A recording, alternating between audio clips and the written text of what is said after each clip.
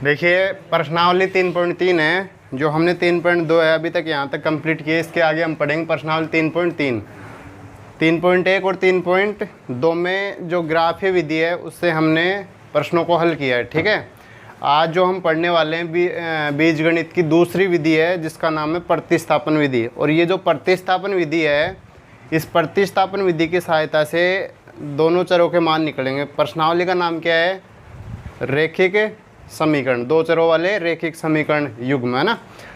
तो इसमें जैसे x और y के जो मान होंगे, देखिए हमने ग्राफीय विधि की सहायता से क्या किया था, x और y का मान प्राप्त किया। और x और y का मान कैसे प्राप्त होता था? रेखाओं के द्वारा। या तो रेखा कैसी हो, प्रतिच्छेदी हो, या समांतर हो, या फिर समपाती हो। यदि रेखाएं प्रतिच्छेदी हो तो वहाँ से x और y का मान निकलता है ना, x और y का। इसी तरीके से यहाँ पर जो हम प्रश्नावली 3.3 में पढ़ने वाले हैं वो कौन सी? प्रतिस्थापन विधि। और प्रतिस्थापन विधि में क्या होगा कि जैसे कि आपने देखा होगा कि जैसे हम ग्राफ बनाते हैं, ठीक है, और ग्राफ बनाने से पहले हमारे पास समीकरण होते हैं, दो समीकरण होते हैं ना। तो हम क्या करते हैं कि जैसे मान लो समीकरण 1 है, क्या है? समीकरण 1। तो समीकरण 1 में हम x का मान जैसे 0 रखते हैं, ठीक है। तो जो ये रखने की जो प्रक्रिया है उसे क्या कहते हैं? प्रतिस्थापन। क्या कहते हैं? प्रतिस्थापन। तो हम ऐसे भी कह सकते हैं कि समीकरण 1 में x बराबर 0 प्रतिस्थापित करने पर या प्रतिस्थापन करने पर, तो जो ये रखने की प्रक्रिया है यही क्या कहलाती है? प्रतिस्थापन कहलाती है। ठीक है, तो इस प्रक्रिया में देखिए हमारे पास क्या होगा कि दो समीकरण दिए जाएंगे। क्या दिए जाएंगे? दो समीकरण।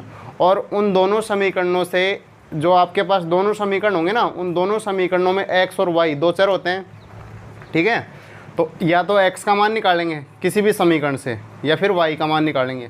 और वो y का मान निकालकर या x का मान निकालकर हम क्या करते हैं? किसी भी समीकरण में उस मान को रखेंगे और रखने के बाद में उस प्रक्रिया को आगे संपन्न करेंगे।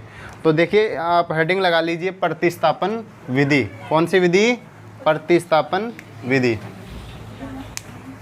हाँ, लिख लो चाहे से प्रतिस्थापन विधि। प्रतिस्थापन विधि, प्रतिस्थापन विधि। और ये जो प्रतिस्थापन विधि है, देखिए नाम से स्पष्ट हो रहा है कि जो प्रतिस्थापन जो विधि है ना, प्रतिस्थापन विधि है प्रति प्लस स्थापन। तो प्रति का मतलब होता है एक, और स्थापन यानी स्थापना करना। क्या करना? स्थापना करना, यानी एक मान की स्थापना करना या फिर एक मान को रखना, ठीक है। या फिर हम इस स्थापन का मतलब ये भी समझ सकते हैं कि स्थान, एक स्थान, ठीक है। तो देखो समझो पहले एग्जाम्पल की सहायता से, इसमें लिखाने उखाने कोई आवश्यकता नहीं कुछ है। तो एग्जाम्पल से समझिए पहले कि प्रतिस्थापन होता क्या है। 2x + 3y = 8। एक समीकरण आपको ये दे रखा है, ठीक है।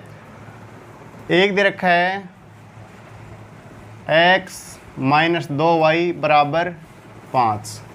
एक समीकरण हो गया ये, और एक समीकरण हो गया ये। तो हम क्या करेंगे, हमेशा हमारे पास दो समीकरण होंगे, उन दोनों समीकरणों में से किसी भी राशि का मान निकाल लेंगे। या तो समीकरण 1 से निकाल लो या फिर समीकरण नंबर 2 से निकाल लो। तो हम ऐसा करते हैं कि समीकरण 2 को ले लेते हैं। किसको ले लेते हैं? 2 को। तो समीकरण 2 से, समीकरण 2 से, तो यहाँ से मैं x का मान निकाल लेता हूँ। x = 5, और ये माइनस की संख्या आगे जाएगी, किस में हो जाएगी? प्लस में। 2y, ये आपका समीकरण बन गया 3। कौन सा बन गया? समीकरण नंबर 3। अब लेकिन एक चीज़ ध्यान रखना आप इसमें, कि जिस समीकरण से आप इसमें मान निकाल रहे हो उस समीकरण में मान नहीं रखना वापस, नहीं तो फिर ये मान आएगा नहीं, क्योंकि हमने समीकरण 2 से समीकरण 3 बनाया है, ठीक है। इसका प्रयोग नहीं किया। तो हम क्या करेंगे कि जो समीकरण 3 का मान है वो किस में रख देंगे? समीकरण 1 में। तो प्रतिस्थापन हो रहा है यहाँ पर। क्या हो रहा है?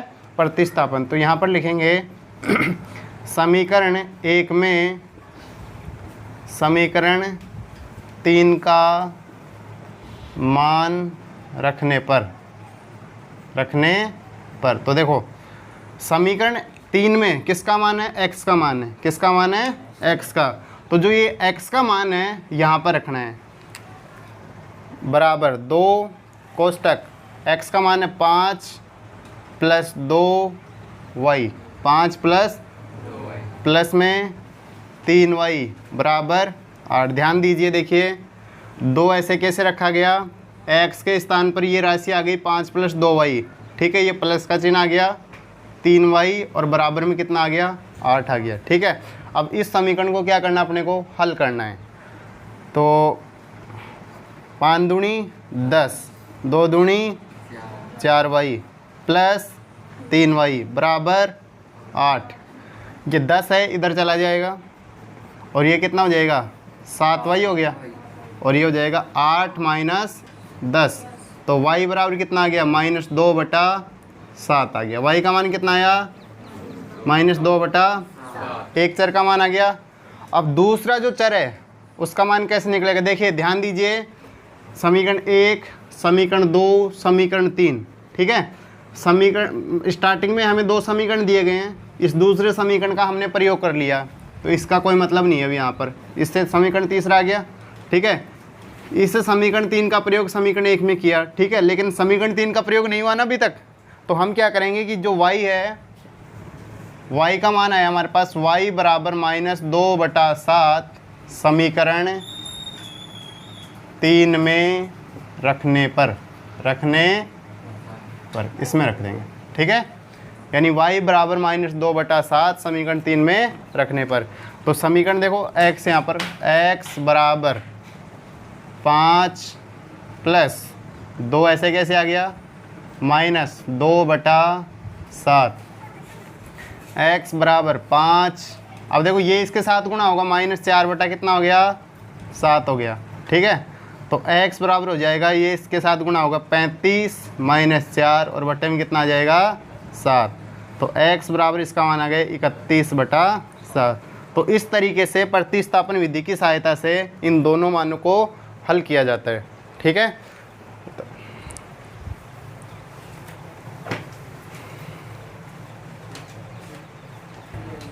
देखिए एग्जाम्पल नंबर 1 है, एग्जाम्पल 7 है प्रश्नावली का, ये प्रश्नावली का 7वां एग्जाम्पल है, ठीक है। इसमें आपको क्या करना, प्रतिस्थापन विधि से हल करना। देखिए ये समीकरण हो गया आपका 1 और ये समीकरण हो गया 2। अब इसमें क्या करना है, देखो दोनों समीकरणों में देखो ऐसा मान इसमें चूज करना आपको कि पक्षांतरण करें ना तो उसमें ज़्यादा संख्याएं आगे ना भेजनी पड़े। तो देखिए जैसे अगर मान लो इनका पक्षांतरण करेंगे ना तो इसके पास भी संख्या है, इसके पास भी है, तो यहाँ पर समीकरण 2 में देखो ये जो x राशि है ना ये अकेली है, तो हमें केवल 2y को आगे भेजना पड़ेगा। लेकिन अगर मान लो इस x का पक्षांतरण किया जाएगा ना, इस x का मान निकाला जाएगा, तो हमें क्या करना पड़ेगा, 5y को आगे भेजना पड़ेगा, फिर 7 को भेजना पड़ेगा, तो समीकरण बड़ा बन जाएगा ना। तो इस चीज़ का ध्यान रखना हमेशा कि जब भी आप पक्षांतरण करो तो कम से कम राशियों को आगे भेजना पड़े, ऐसी संख्या का चयन कीजिए, या फिर ऐसी संख्या का चयन कीजिए जिसमें कि संख्या मतलब क्या हो, सरल हो, ठीक है, काटने में और हल करने में। तो हम यहाँ पर समीकरण 2 को लेते हैं, समीकरण 2 से तो x का मान मैं यहाँ पर निकाल रहा हूँ, x बराबर 3 - 2y, ये आपका समीकरण कौन सा बन गया, तीसरा समीकरण बन गया, ठीक है। समीकरण 1 में समीकरण 3 का मान रखने पर, या हम ऐसे भी कह सकते हैं कि समीकरण 1 में समीकरण 3 का मान प्रतिस्थापन करने पर, क्या करने पर, प्रतिस्थापन करने पर। तो देखिए ध्यान दीजिए, हमारे पास अगर देखो आपको नहीं समझ में आ रहा ना तो समीकरण 1 को भी लिख लो यहाँ पर, 7x - 5y बराबर कितना हो गया, 2। इस समीकरण में किसका मान रखना है, x का, किसका रखना है, तो देखो 7 कोष्टक x का मान है 3 - 2y कोष्टक -5y बराबर 2, ठीक है। अब गुणा करो, ब्रैकेट के गुणा आनी चाहिए आपको, ठीक है, और ब्रैकेट के अगर गुणा नहीं आएंगे तो प्रश्न डेफिनेट है, गलत होगा। एक चीज़ बता देता हूँ, जब भी आप ब्रैकेट के गुणा करो, ब्रैकेट के गुणा करते हैं तो उसमें एक चीज़ ध्यान रखिए कि ब्रैकेट में कितनी संख्या है, यानी कितने पद बन रहे हैं। तो ब्रैकेट के बाहर जो भी संख्या होगी वो उतनी बार गुणा होगी। तो यहाँ पर देखो 1 और 2 पद है ना, तो ये है ना 7, इनके साथ डबल बार गुणा होगी, इसके साथ गुणा हो जाएगा और इसके साथ गुणा हो जाएगा। तो यहाँ पर देखो 7 × 21, 7 और ये 14y - 5y बराबर 2। तो देखो इस 21 को आगे भेजेंगे यानी चर राशि को चर के पास और अचर को अचर के पास। तो यहाँ पर तो ये कितना हो गया, -19y हो गया, माइनस और बराबर 2 - 21, 2 माइनस, तो y का मान आ जाएगा -19 बटा -19, तो y बराबर आ जाएगा 1। y बराबर कितना आ गया, 1 आ जाएगा। y बराबर कितना आया। अब जो y बराबर 1 आया है, y बराबर 1 समीकरण 3 में रखने पर, 3 में रखने पर, अब 3 में क्यों रख रहे हैं, क्योंकि 3 में x का मान है, किसका मान है, तो x बराबर 3 - 2 गुणा 1, तो x का मान कितना आ जाएगा, इसका भी कितना आ गया, 1 आ गया। ठीक है।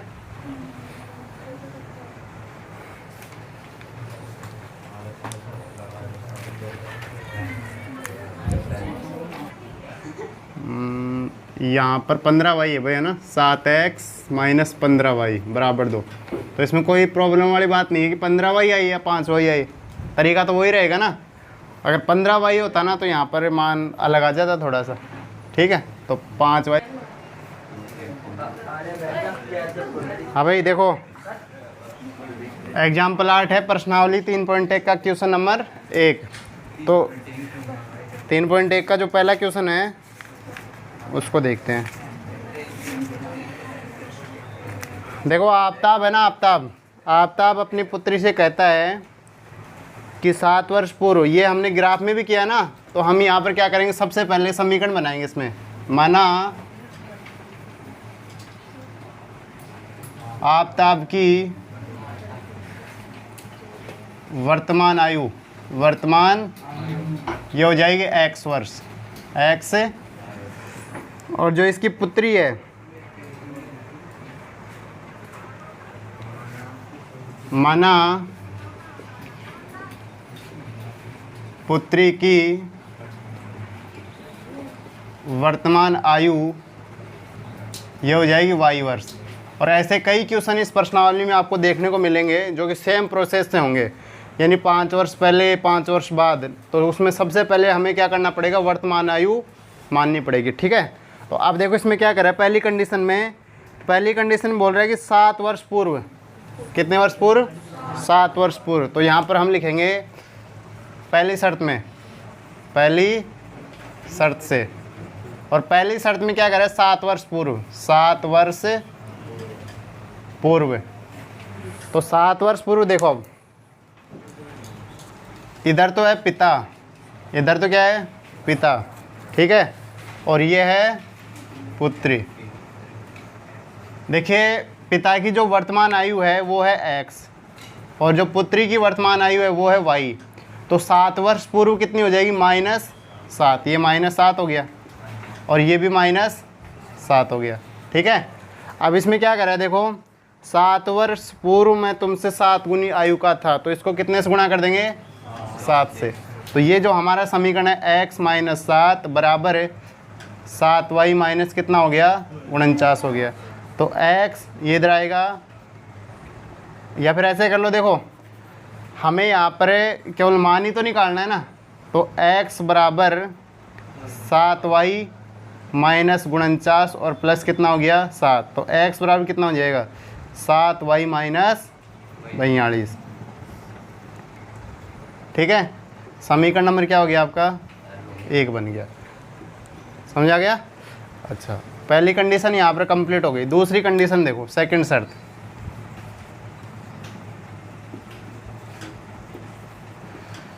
सेकंड शर्त में देखो क्या कह रहा है, सेकंड शर्त में बोल रहा है 3 वर्ष बाद है। तो 3 वर्ष बाद देखिए, 3 वर्ष बाद, 3 वर्ष बाद, तो 3 वर्ष बाद जो पिता है ना, पिता बराबर पुत्री, तो पिता की आयु x है वर्तमान आयु, और पुत्री की वर्तमान आयु है y। तो 3 वर्ष बाद क्या हो जाएगी, +3, और ये +3, दोनों में 3 3 जुड़ जाएंगे। 3 वर्ष बाद 3 गुनी आयु का था, तो ये हो जाएगा 3। तो x + 3 बराबर 3y + 9। तो x का मान निकाल लेते हैं यहाँ से भी, या फिर देखो इसको समीकरण बना लो। इसको तो क्या बनाएंगे, समीकरण। या फिर y का मान निकालो किसी का, या फिर समीकरण कंप्लीट कर लो पूरा। देखो x माइनस 3y बराबर 9 माइनस 3, तो x माइनस 3y बराबर कितना हो गया 6। ये आपका हो गया समीकरण नंबर 2। x का जो मान है इसमें रख देंगे, ठीक है। या फिर देखो यहाँ पर भी समीकरण वही बात आ रही है इसमें प्रतिस्थापन, तो समीकरण 1 और 2 फिर उनकी तुलना करके बात वही पड़ती है, लेकिन आप यहाँ पर पहले से इसमें बना लेते हो। तो समीकरण 2 में समीकरण 1 का मान रखने पर, तो इसका मान रखेंगे समीकरण 2 में। तो x का मान क्या है 7y माइनस 42 और माइनस 3y बराबर कितना हो गया 6। ये जो मान है ये वाला, ये किसका मान है इस x का। देखो x का मान 7y माइनस 42। तो अब हल करो, ये कितना हो गया 4y, कितना हो गया 4y माना 7 में से 3 गया 4y 6, और ये आगे जाएगा प्लस 42 प्लस, तो 4y बराबर कितना हो गया 48, तो y बराबर कितना हो गया 12, 12 चौक 48, ठीक है। y बराबर 12 समीकरण 1 में रखने पर, समीकरण 1 में रखने पर, तो जो समीकरण 1 है ये रहा, x बराबर 7 गुणा 12 माइनस 42 माइनस, तो x बराबर ये कितना हो गया 84 माइनस 42, तो x का मान आ जाएगा 42। और आपने देखा भी होगा कि जब हमने ये ग्राफ हल किया था ना ग्राफ, तो ग्राफ में जो आपकी रेखाएं थी वो 42 और 12 के ऊपर प्रतिच्छेद करती हैं, ठीक है। 42 और 12 के ऊपर प्रतिच्छेद करती है, और यहाँ पर भी x और y का मान कितना रहा है 42 और 12। तो हम यहाँ पर कह सकते हैं कि जो आफताब है ना, आफताब की वर्तमान आयु क्या होगी, आफताब की वर्तमान आयु इसकी तो हो जाएगी 42 वर्ष। कितनी हो जाएगी, क्योंकि x बराबर क्या है आफताब है ना, और जो इसकी पुत्री है, पुत्री की वर्तमान आयु कितनी हो जाएगी 12 वर्ष, ठीक है। समझ आ गया होगा सभी को, उतारो बंद करो।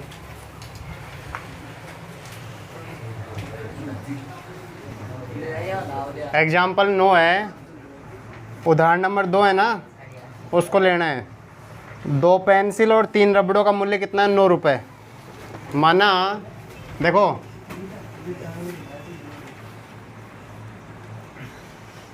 एक पेंसिल का मूल्य, एक पेंसिल का मूल्य बराबर क्या है x रुपये, और माना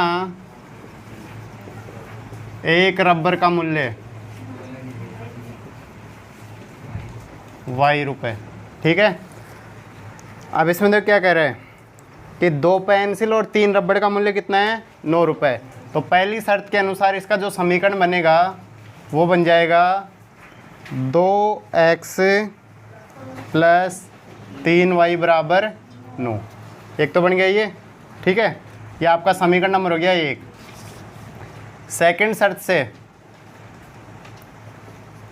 शर्त में दे रखा है कि 4 पेंसिल, तो 4y plus 4x plus 6y बराबर 18। ये समीकरण हो गया आपका 2। अब किसी भी समीकरण को लेकर आप यहाँ से क्या करोगे, एक चर राशि का मान प्राप्त करोगे। तो हम क्या करते हैं कि समीकरण 1 को ले लेते हैं। किसको, समीकरण 1 को। तो देखिए समीकरण 1 से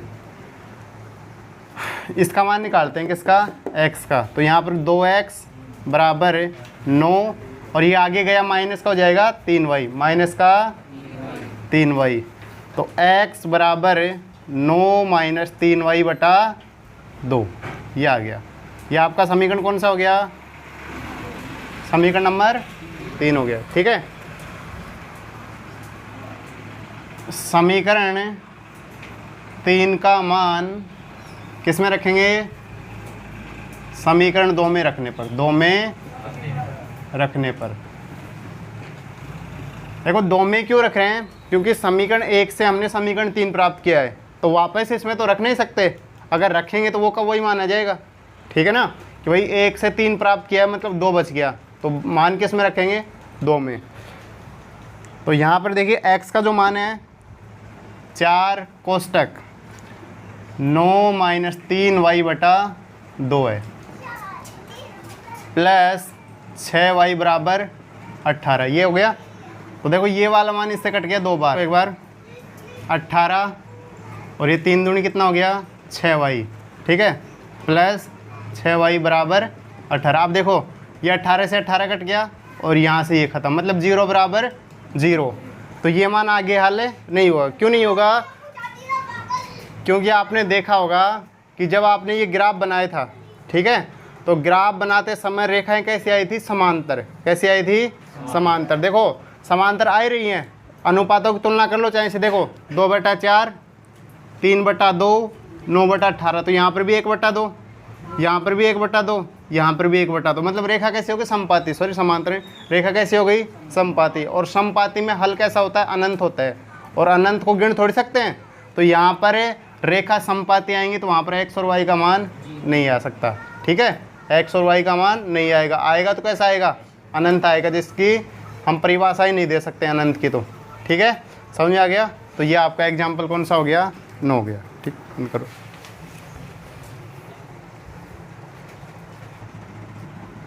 अतः स्पष्ट होता है कि रेखाएं समपाती प्राप्त होती हैं, रेखाएं समपाती प्राप्त होंगी और समपाती रेखाओं का